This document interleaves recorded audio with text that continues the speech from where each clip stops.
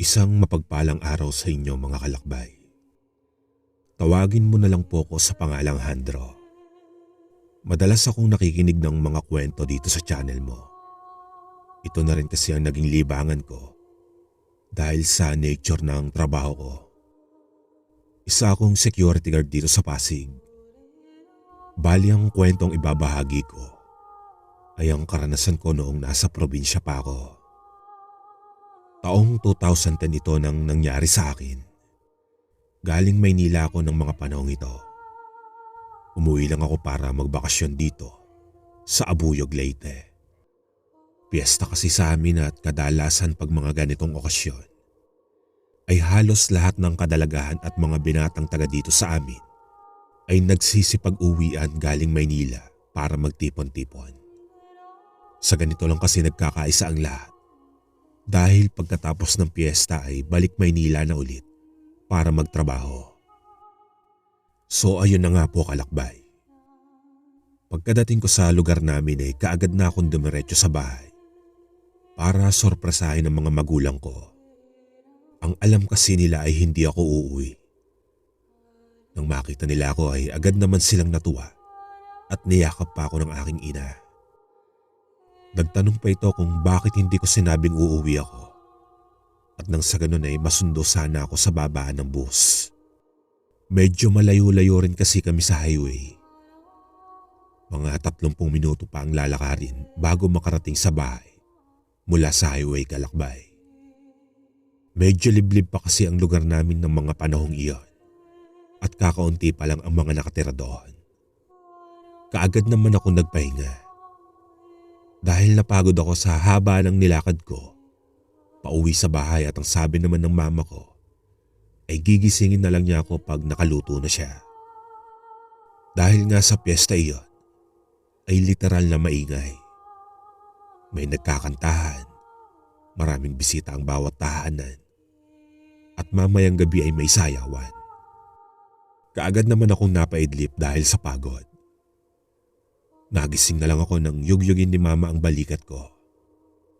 Ang sabi pa nito ay napasarap daw ang tulog ko, kaya hindi na niya ako ginising kanina para magtanghalian. Pagtingin ko naman sa orasan ay pasado 5:00 na ng hapon. Kaagad naman akong tumayo at kumain. Pagkatapos ay naligo na dahil mamayang gabi ay mag-uumpisa na ang sayawan. Ilang minuto pa ang lumipas ay narinig kong tinatawag ako ni Bert, ang kababata ko.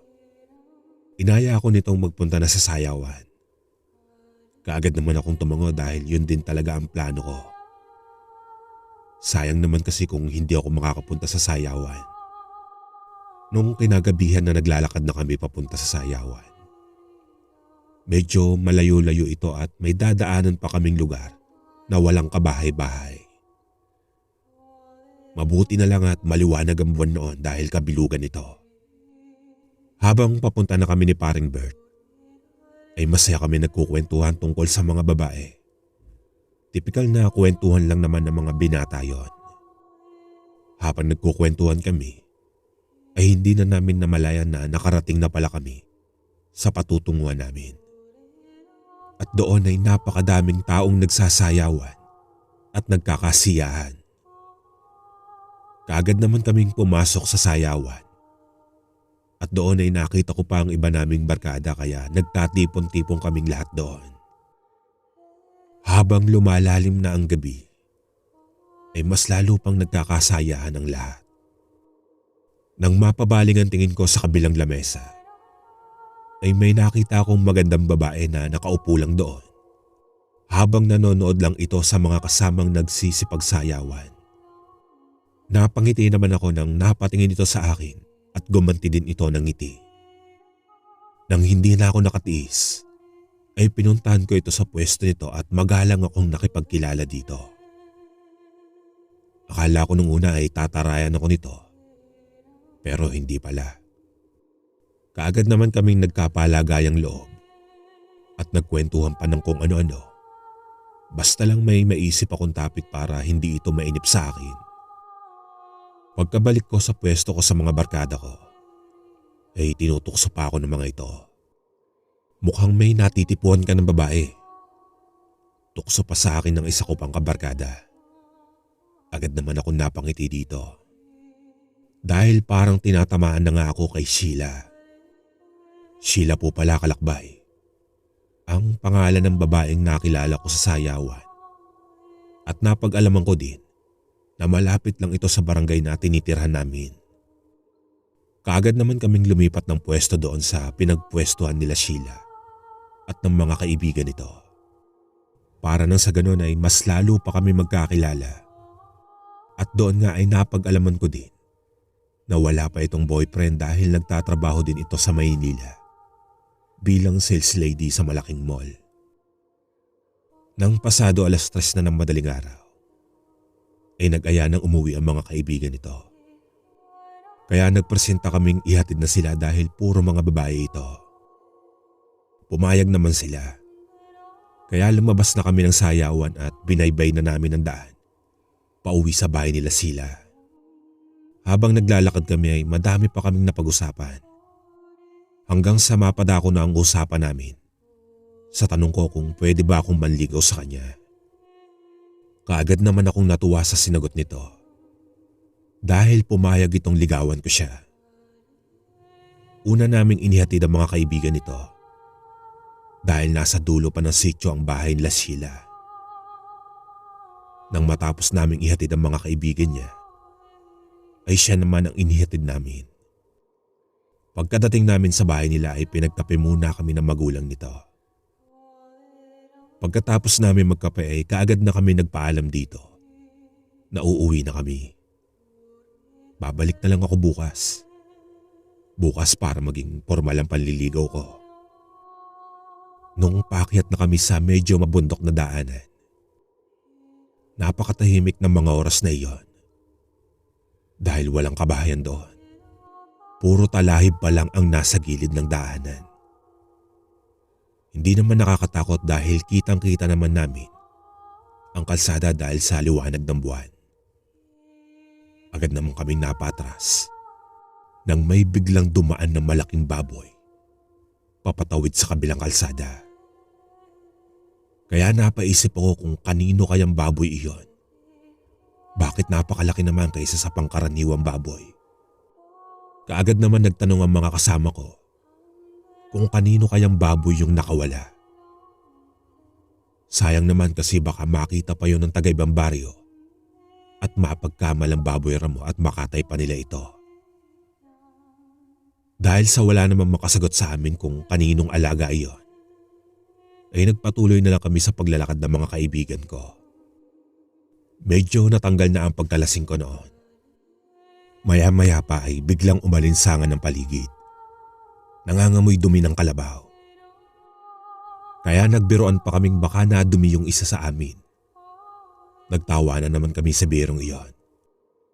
Hanggang sa bigla kaming napatulala at napahinto sa paglalakad nang may biglang isang malaking kalabaw ang nakatayo sa gitna ng kalsada at nakaharap ito papunta sa amin at namumula ang mga mata nito. Ang sabi pa ng isa naming kaibigan ay huwag kaming gumalaw o tumakbo dahil baka toro ito at habulin pa kami nito. Kung hindi nyo po na itatanong mga kalakbay, ang toro po ay yung ginagawang pangkarera pag may mga piyestahan sa mga ilang probinsya.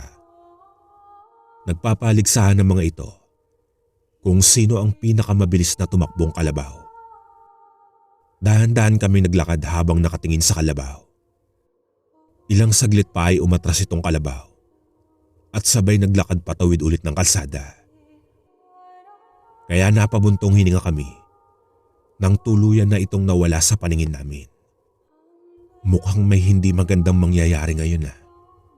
Pagmumungkahi pa ng isa kong kasama. Kaya napatanong na naman kami dito kung bakit. Sumagot naman ito at nagkwento sa amin na bali-balita talaga sa lugar namin na may nangaharang na isang matandang babae sa kalsadang iyon. Ayon naman sa iba pang tao ay minsan na itong nakitang biglang naging asong itim. Minsan naman ay pusang malaki.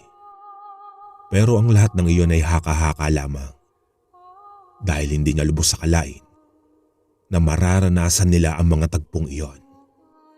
Patuloy pa din kami sa paglalakad. Nang makarating na kami sa tuktok, ay maglalakad naman kami pababa para marating na nila ang kani-kanilang bahay. Saktong nasa tuktok na kami nang biglang nakita namin ang isang babaeng nakatalikod. Kulay puti ang damit nito na mahaba at mahaba din ang kulay itim na buhok nito. Nung una ay hindi naman kami natakot dahil parang ordinaryo lang naman ang babaeng nakatalikod. Hanggang sa mapansin kong hindi ito gumagalaw. Nakatayo lang ito doon at nakatingala sa buwan. Wala naman kaming ibang magagawa kung hindi ang lapitan nito dahil doon din ang daanan namin pababa ng kalsada. Nang sa hindi inaasahan, ay bigla itong lumingon sa amin. At gulat na gulat kaming lahat dahil bukang-buka ang malaki nitong bibig at nanlilisik ang mga mapupulang mata. Sabayan pa sa mga buhok nitong gumagalaw pataas na parang hinahangin. Napasingap naman ako sa hangin dahil parang kinakapos ako ng hininga. At dahil sa sobrang kaba at takot, yung isa ko pang kaibigan ay naihina ito sa suot nitong salawal. Kaagad kaming nagpulasan ng takbo pabalik. Dahil hinahabol na kami nito, sumisigaw akong tumatakbo at nanghihingi ng tulong. Dahil ilang sandali lang ay matatangay na ang isa sa mga kaibigan ko. Swerte naman namin at may iba pang mga taong papasalubong sa amin dahil pauwi na din ang mga ito mula sa sayawan. Nang makita ng mga ito na may nagtatakbuhan papunta sa kanila, ay napansin nilang may malaking ibon na humahabol sa mga ito. Kaya kaagad pumulot ng bato ang isa at ibinato ito doon sa ibon. Ang iba naman ay kumuha ng mga putol-putol na kahoy para ipalo sa humahabol sa amin. Saktong natamaan naman ito ng bato kaya lumipad na papalayo sa amin. Laking pasasalamat naman namin sa mga ito dahil hindi ito nagdalawang isip na tulungan kami. Nagkwento naman kami dito kung ano ang nangyari nung pauwi pa lamang kami. Pinayuhan naman kami ng mga ito na sa susunod ay mag-iingat kami sa pag-uwi ng ganoong oras. Nakauwi naman kami ng matiwasay ng gabing iyon. At magmula noon ay wala na kaming nabalitaan pa na may nangaharang pa sa kalsada. Hanggang dito na lamang po ang aking kwento, kalakbay. Maraming salamat.